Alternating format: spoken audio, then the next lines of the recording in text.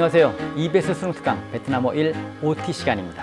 예, 이제 수능 특강 이제 시작이 되는 거예요.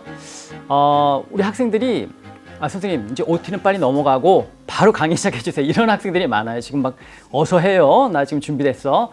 그런데 사실 가장 중요한 것이 이 OT예요.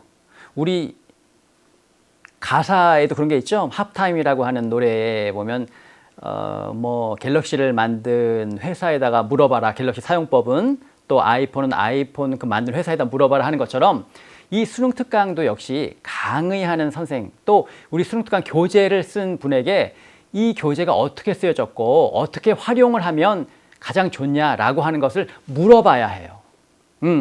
저한테 물어봐야 된다니까. 그걸 제가 이제 설명하는 거예요. 자, 이 강의는 이렇게 되어 있고 이 교재는 이렇게 되어 있기 때문에 이렇게 학습하시면 좋습니다 하는 걸 제가 설명해 드릴게요. 우리 수능은 우리 베트남어 1 제2외국어로서의 그 30문항이에요. 30문항. 이 30문항이 이렇게 구성이 되어 있어요. 딱 정해져 있어. 자, 1번부터 5번까지 5문항이 철자, 발음, 성조, 어휘 문항이에요. 그 중에서도 1번은 철자, 2번은 발음, 3번은 성조, 그리고 4번, 5번이 어휘에 관한 문항이에요. 이것은 정해져 있어요. 정해져 있어. 그 다음 순서 6번부터 9번까지 4개의 문항이 바로 문법 문항이에요. 문법 문항. 이 부분이 가장 난이도가 높아요. 이 부분이. 그리고 10번부터 25번까지 16문항이 의사소통 문항. 대화문 나오는 거예요. A, B 해가지고 빈칸을 쓰고 또 내용을 이해했는지 묻는 거. 그리고 마지막 26번부터 30번까지 5번이 문화 문항이에요. 문화에 관련된 내용. 비교적 길어요. 이 의사소통보다. 그 내용들 이해했는지. 이렇게 총 30문항이에요. 이렇게 30문항. 이제 이렇게 문항이 구성되어 있는데 이 문항을 풀기 위해서 우리가 베트남어 1 과목을 공부하는 거예요. 잘 풀기 위해서. 그런데 이 수능 특강은 제가 야구 선수에 비유해요. 야구에 비유해. 우리 야구 선수가요. 나 야구 선수 할래요. 그러면 감독님이 바로 야, 너 나가서 쳐. 이렇게 하지 않아요. 이렇게 하지 않고 기본적으로 공을 잘 칠 수 있는 기본적인 기본기, 체력이라든지 기술이라든지 이런 기본기를 기르게 하는 거예요. 그래서 우리 뭐 스포츠 뉴스 같은 데 보면 동계 훈련 때 어떻게 해요? 시즌이 없을 때, 쉴 때 그 선수들이 뭐 새벽부터 또는 밤늦게까지 타이어 같은 거 끌고 막 뛰고 또 축구 선수 같은 경우에는 몇백 골을 찬다고 그러죠. 이 발로 얼마나 정교하게 공을 차느냐, 휘어치기를 하느냐 해서 열심히 그 기본기를 기르게 한다는 말이에요. 기본기가 길러졌을 때, 자, 그러면 바로 들어가. 이러질 않아요. 또 기본기가 있을 때 또 어떻게 하느냐? 투수들이 공의 구질이 다 다르단 말이에요. 어떤 투수는 커브를 잘 던지고, 어떤 투수는 슬라이더를 잘 던지고, 어떤 투수는 오다가 뚝 떨어지는 거, 또는 슉 솟아오르는 공. 다 달라요. 그런 공들을 구질별로 연구를 해서 타격폼 이렇게 휘어질 때는 왼쪽 발을 이렇게 하고 저렇게 꺾어올 때는 이렇게 하고 하는 것을 다 구질별로 연습을 하고 난 다음에 야구 선수가 타석에 들어서는 거예요. 자, 이것을 비유를 들면 우리 수능 특강은 선수들의 기본기를 기르는 거예요. 기본기를. 베트남어라는 것이 어떤 것인지. 그래서 보통 베트남어가 이 정도 된다고 하면 이 정도의 베트남어를 다 할 필요는 없어요. 수능에서는. 수능에 나오는 일부분이 어떤 건지. 하지만 이 부분에 대한 전체적인 내용을 이해하는 거예요. 그 다음에 우리 뒷부분 가면 이제 우리 하반기에 가면 수능 완성이라는 것이 있어요. 완성에서는 이제 바로 이 구질별로 타격폼을 연습하는 것처럼 수능의 철자 문항은 어떤 식으로 나오니까 어떻게 대처하고 발음은 어떻게 나오니까 어떻게 대처하고 어휘 문항은 어떻게 나오니까 어떻게 대처하는지를 공부하는 거예요. 이렇게 이게 수능 특강과 완성됐을 때 타격자로서 이 타석에 설 수 있는 거예요. 완성이 되는 거죠. 우리가 수능 특강을 할 때도 제가 조금씩 어떻게 문형이 나온다는 건 설명을 드릴 거예요. 자, 우리 교재는 수능 특강 교재는 지금 20강으로 되어 있어요.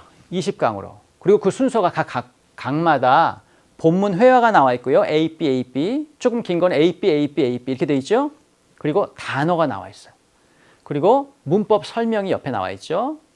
그리고 뒤에 보면은 정리, 어떤 문법이나 표현들의 정리나 또는 문화적인 것을 수능 따라잡기라고 해서 나와 있어요. 그리고 맨 뒷부분에 12개의 실전 문제가 있어요.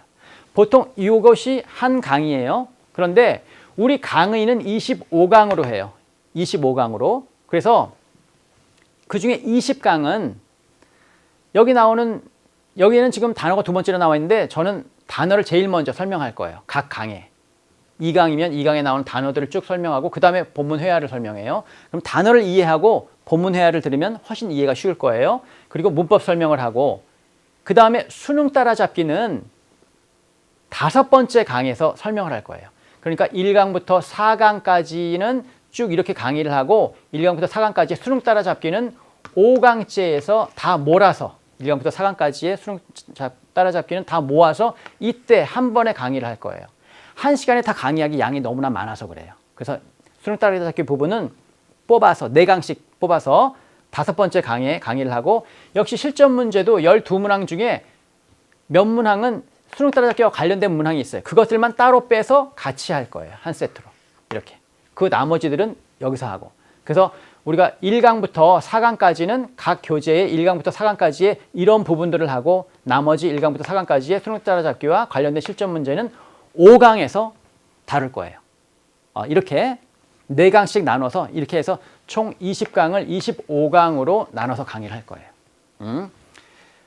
자, 이제 학습하는 방법에 대해서 조금 얘기할게요.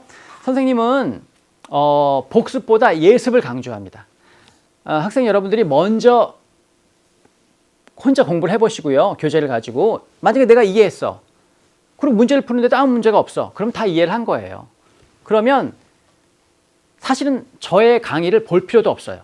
그런데 내가 이것을 이해하지 못하겠어 하면 그 부분을 체크를 해놓는 거예요. 또 내가 이 부분에 관련된 문항을 풀어서 맞긴 맞았는데 내가 이해를 해서 푼 게 아니야. 체크를 해놓는 거예요. 그래서 제가 강의를 할 때, 선생님 강의를 할 때 그 부분에 관심을 가지고 유의해서 보는 거예요. 그 부분만 특별하게. 그러면 훨씬 공부하기가 편합니다.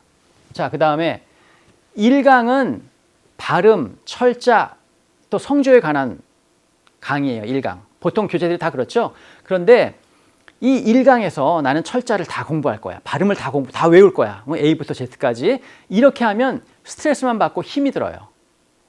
비효율적인 방법이에요. 아이가 우리 이제 언어를 체득할 때도 나는 3살 때까지 발음을 완벽하게 할 거야. 그 다음에 4살 때부터는 모든 어휘를 다 학습할 거야. 이렇게 하지 않는다는 거예요. 1강부터 20강까지 있기 때문에 그것을 1강부터 20강까지 가면서 동시에 발음, 성조, 철자, 어휘, 구사, 문법 이런 것들이 동시에 영문 단계에서부터 이렇게 함께 올라가는 거예요. 그것이 외국어를 학습하는 방법이에요. 그러니까 너무 앞부분에서 이 발음 철자를 다 하겠다라고 생각하시지 마세요. 그것은 효율적이지 않습니다. 성조도 그렇고요. 자, 그 다음에 3번째. 베트남어의 특징을 파악해야 되는 바로 이 부분이 가장 중요해요. 바로 이 부분이. 베트남어는 성조가 있어요. 그렇기 때문에 똑같은 발음이라고 하더라도 이게 올라가느냐 내려가느냐에 따라서 의미가 달라져요. 그렇기 때문에 실제로 만약에 수능이 자, 선생님이 딱 심사위원이야. 학생 일로 와봐요. 앉아. 자, 발음해봐. 발음 좋구만. 만점. 이거 성조 틀렸는데 발음 안 좋아. 10점. 이렇게 하는 수능 형식이 아니라는 거예요. 뭐예요? 지필고사잖아요. 지필고사. 실제로 소리를 내는 것이 아니라 눈으로만 이해하면 답을 맞출 수 있단 말이에요.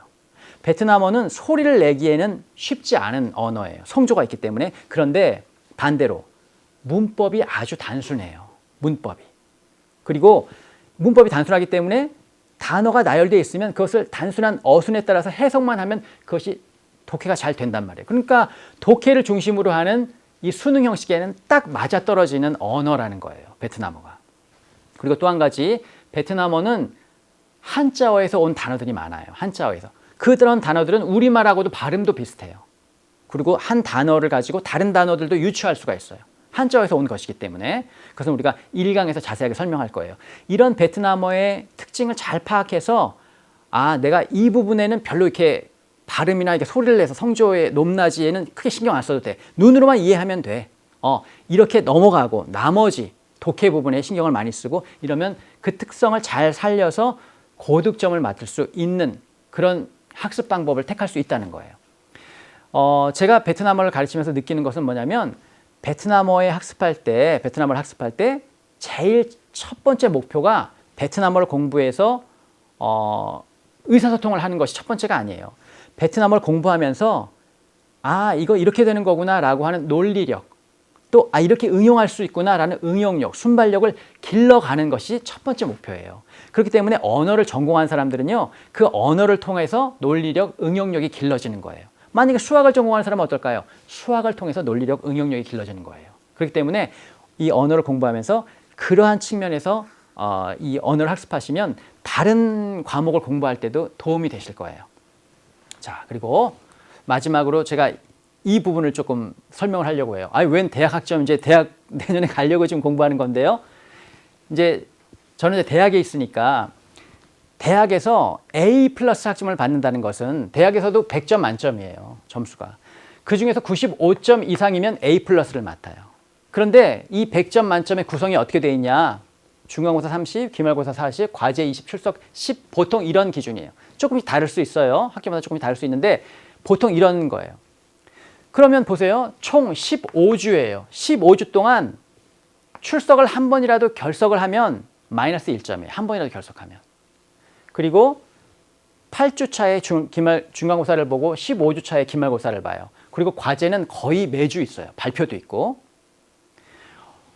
잠깐 중간고사 때 8주 차에 잠깐 필 받아가지고 열심히 하면 30점은 맞을 수 있어요. 하지만 다른 것이 95점 이상을 맞는다는 건 거의 없어요. 제가 학생들을 봐도.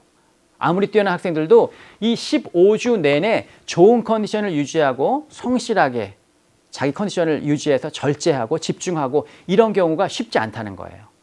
그런데 우리 수능, 특히 우리 지금 인강이잖아요. 인강이면 선생님이 여기서 열심히 열강하는데 학생들은 열심히 안 봐도 돼. 이건 지나가는 거니까. 그래서 이 인강을 통해서 또 수능을 공부한다라고 하는 것은 대학 수학능력시험, 대학에 가서 수학할 수 있는 그런 능력을 기른다라고 하는 과정이란 말이에요. 그러니까 여기서 지금 당장 내가 필요하지 않은 것 같은 어려운 단어이지만 영어 단어 그런 거 많죠. 또 뭐 수학의 미분적분 같은 거. 선생님도 박사도 했고 대학에서 강의를 하지만 고등학교 졸업한 이후에는 미분적분을 해본 적이 없어요. 하지만 나중에 그것을 알게 된 거예요. 그런 어려운 단어나 미분적분을 왜 우리가 고등학교 때 요구를 하는지, 그러한 어려운 것들을 풀어낼 수 있는 인내력, 집중력, 성실함, 자기절제라는 것을 그런 어려운 과정을 통해서 길러내라는 거예요. 그런 역량이 있을 때만 대학에 가서 수학을 할 수 있다는 거예요. 대학에서 수학을 할 수 있다는 거예요. 대학 공부를 할 수 있다는 거예요. 그러니까 이 과정이 그러한 의미다라고 하는 것을 잘 염두에 두시고 인강에 집중을 하셔야 돼요.